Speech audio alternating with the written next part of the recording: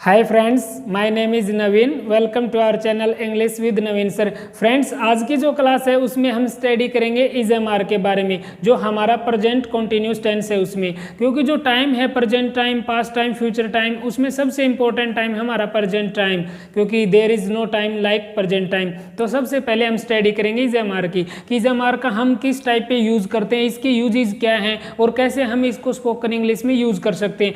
क्योंकि गाइस ज़्यादातर बच्चों का एक ही क्वेश्चन होता है कि सर सामने वाला क्या बोल रहा है, उसको तो हम अच्छे तरीके से समझ जाते हैं लेकिन हम बोल नहीं पाते। तो आप बोल क्यों नहीं पाते, उसके ऊपर हम स्टडी करेंगे। इस क्लास में पढ़ने के बाद हम इस क्लास पे प्रैक्टिस करेंगे।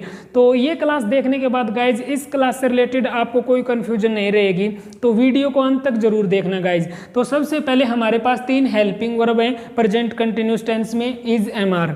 इसके बाद कोई एक्शन है उसमें आपको लगाना ING, कोई भी जो काम। अब इसका यूज क्या है वो हम पढ़ेंगे कि इज एम आर को हम किस सेंस में यूज करते हैं। तो प्रेजेंट टाइम में 3 तरीके से हम इज एम आर का यूज करते हैं कि भाई कोई भी काम हमारा चल रहा है, कंटिन्यू है, कि कोई काम प्रोग्रेस पे है, वो 2 तरीके से चलता है।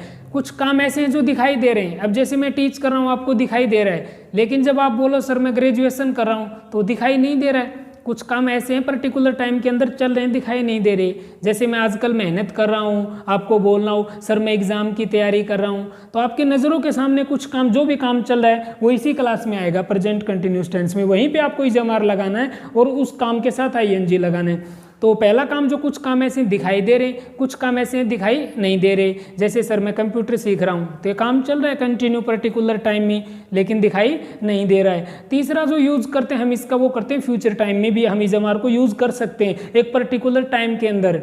जैसे हम बोलते हैं ना, कल मैं दिल्ली जा रहा हूँ, तो कल मैं दिल्ली जा रहा हूँ, कल यहाँ पे एक पर्टिकुलर टाइम है, तो वहाँ पे आप इज एम आर का यूज़ कर सकते हैं। अगले हफ्ते वह विदेश से आ रहा है, तो अगले हफ्ते के अंदर ये काम चल रहा है, ये एक पर्टिकुलर टाइम होगा। इस 3 सेंस में हम यूज़ करते हैं प्रेजेंट टाइम में इज एम आर का। तो यहाँ पे हमारे पास ये 3 हेल्पिंग वर्ब हैं, इज एम आर। तो कैसे यूज करते हैं, किस सब्जेक्ट के साथ कौन सी हेल्पिंग वर्ब आएगी। गाइज, प्रोनाउन में पर्सन्स 3 प्रकार के होते हैं, first person, second person, third person. जो फर्स्ट पर्सन कौन होता है गाइज, स्पीकर, बोलने वाला। तो अब मैं बोल रहा हूँ तो मैं क्या हूँ, फर्स्ट पर्सन। तो फर्स्ट पर्सन कैसा हूँ मैं, सिंगुलर। सिंगुलर तो खुद के लिए क्या यूज करते हैं, आई, फर्स्ट पर्सन। अब आप मेरे को सुन रहे हो, मैं बोल रहा हूं तो आप मुझे सुन रहे हो, आप क्या हो, second person. Second person listener. Second person कौन होता है, लिसनर। तो यू, आप सुन रहे हो।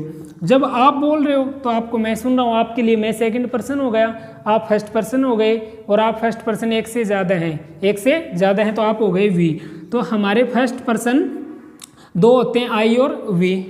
सिंगुलर आई, प्लूरल में वी। सेकंड पर्सन होता है यू, और ये सिंगुलर में भी हो सकता है और प्लूरल में भी। इन तीनों को छोड़ के बाकी जो बच गए सब्जेक्ट, वो हमारे लिए थर्ड पर्सन है। वो प्लूरल भी हो सकते हैं, सिंगुलर भी हो सकते हैं, भाई कोई भी तीसरा, एक आदमी भी हो सकता है, ज़्यादा भी, वो सारे हमारे लिए थर्ड पर्सन है। लेकिन उन थर्ड पर्सन में किसी एक की हम बात करें, कोई भी तीसरा एक आदमी, उसके लिए आपको इज लगाना है। जैसे ही, एक लड़के की हम बात करें तो थर्ड पर्सन होगा हमारे लिए, फर्स्ट पर्सन, सेकंड पर्सन, वो क्या है हमारे लिए, थर्ड पर्सन। थर्ड पर्सन एक की बात हुई, आपको इज लगाना है। जैसे एक लड़का है तो ही, कोई लड़की है उसके लिए third person singular, she, it.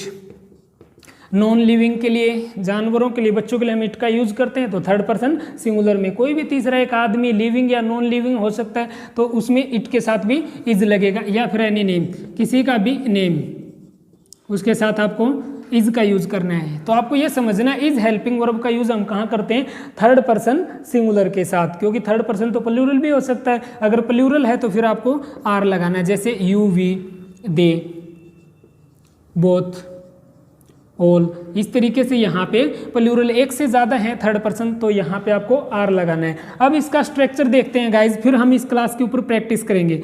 तो सबसे पहले पॉजिटिव का स्ट्रक्चर, सबसे पहले हमें चाहिए एक सब्जेक्ट, एक सब्जेक्ट। उस सब्जेक्ट के अनुसार हमारी हेल्पिंग वर्ब आएंगी is M R.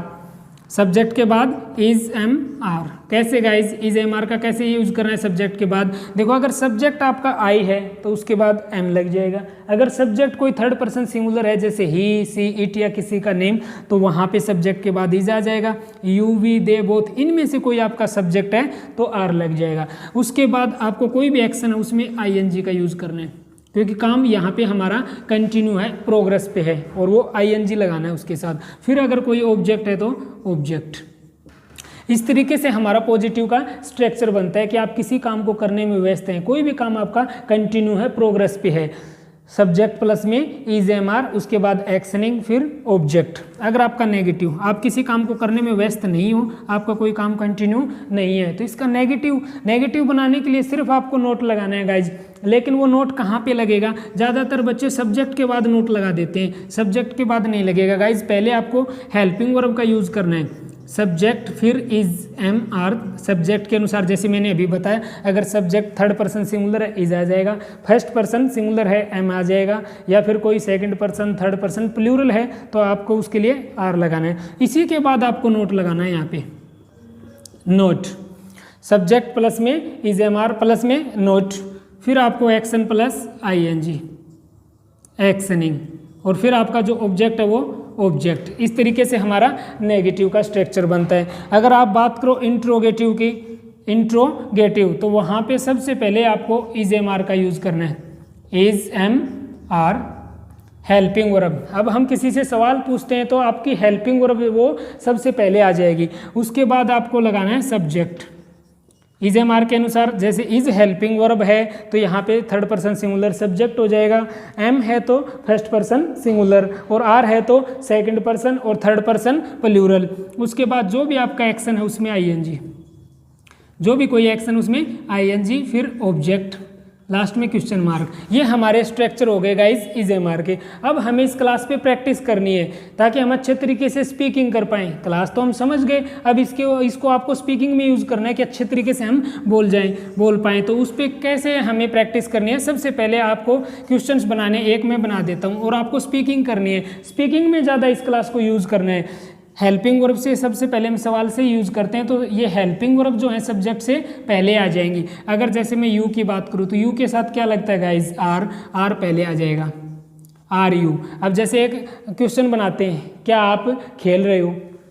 Are you, play के साथ आपको आई एन जी यूज़ करना है। अब आपको इस तरीके से स्पीकिंग करनी है, भाई क्या आप खेल रहे हो? सामने वाले से हम पूछ रहे हैं क्या आप खेल रहे हो, तो उसके लिए आर यू प्लेइंग। अब अगर आंसर कैसे होगा? जैसे वो बोले कि मैं खेल रहा हूँ, हाँ मैं खेल रहा हूँ, yes I am playing, yes I am playing. नहीं मैं नहीं खेल रहा हूँ, अगर नेगेटिव बोलना हो कि नहीं सर मैं नहीं खेल रहा हूँ, I am not playing, I am not. अब आई के बाद नोट नहीं लगाना, आपको एम के बाद लगाना है, आई am not playing, I am not playing. अब ये ही बात अगर हमें किसी थर्ड पर्सन के बारे में पूछनी हो, फर्स्ट पर्सन सेकंड पर्सन बात कर रहे हैं, सब्जेक्ट कोई और है थर्ड पर्सन, अगर वो सिंगुलर है तो इज आ जाएगा, प्लूरल है तो आर आ जाएगा। जैसे मैं पूछूं क्या वह खेल रहा है, क्या वह खेल रहा है, तो वह कौन? ही के पहले क्या लग जाएगा? इज। इस तरीके से आपको सवाल पूछना है, किसी से पूछ रहे हैं थर्ड पर्सन सब्जेक्ट के बारे में कि इज ही प्लेइंग, क्या वह खेल रहा है, इज ही प्लेइंग। इसका आंसर कैसे हो जाएगा गाइस? पॉजिटिव में आपका क्या है? सब्जेक्ट पहले आ जाएगा। इस स्ट्रक्चर को आपको फॉलो करना है। पॉजिटिव में सब्जेक्ट, तो सब्जेक्ट कौन हमारा है? अब सब्जेक्ट थर्ड पर्सन सिंगुलर है तो यहाँ पे इज। ऐसे सवाल पूछते समय इज पहले आ जाएगा, पॉजिटिव में ही सब्जेक्ट पहले आ जाएगा, yes he is playing, yes he is playing. अगर वह नहीं खेल रहा है, वह नहीं खेल रहा है, तो इसका नेगेटिव कैसे हो जाएगा guys? He is not playing, he is not playing. इस तरीके से अब क्या करना, आपको स्पीकिंग करनी है इस क्लास के ऊपर। कैसे करनी है? कुछ सेंटेंसेस हैं हम प्रैक्टिस करेंगे। क्या आप दौड़ रहे हो, क्या आप दौड़ रहे हो, तो इस तरीके से आपको सवाल पूछ रहे हैं पहले, तो इज एम आर का यूज़ पहले करना है। सब्जेक्ट जिससे बात कर रहे हैं, सामने वाले से पूछ रहे हैं हम क्या आप, तो यू के साथ क्या लगता है? आर पहले आ जाएगा। Are you running? Yes, I am running. I am not running. Are you writing? Yes, I am writing. I am not writing. Are you going to market? Yes, I am going to market. I am not going to market. फिर आपको क्या है, अब अगर आपके पास कोई option नहीं, कोई दूसरा ऐसा बंदा नहीं है जो आपसे सवाल पूछ सके या फिर आपके सवालों के आंसर दे सके, तो आप खुद इमेजिन करके खुद से ही सवाल पूछ सकते हैं और सामने वाले की तरफ से खुद ही आंसर दे सकते हैं। इस तरीके से, जैसे क्या आप खाना खा रहे हो? Are you taking food? हाँ मैं खाना खा रहा हूँ, yes I am taking food. नहीं मैं खाना नहीं खा रहा हूँ, I am not taking food. क्या आपके पापा जॉब कर रहे हैं? अब देखो गाइस, हम जिसकी बात कर रहे हैं सब्जेक्ट कौन है? आपके पापा, तो थर्ड पर्सन सिंगुलर, तो यहाँ पे इज पहले ही आएगा। Is your father? Is your father doing job? हाँ मेरे पापा कर रहे हैं, yes my father is doing job. No my father is not doing job. क्या आप पैसे कमा रहे हो? Are you earning money? हाँ मैं कमा रहा हूँ, yes I am earning money. नहीं कमा रहा हूँ sir, I am not earning money. क्या आप इंग्लिश सीख रहे हो?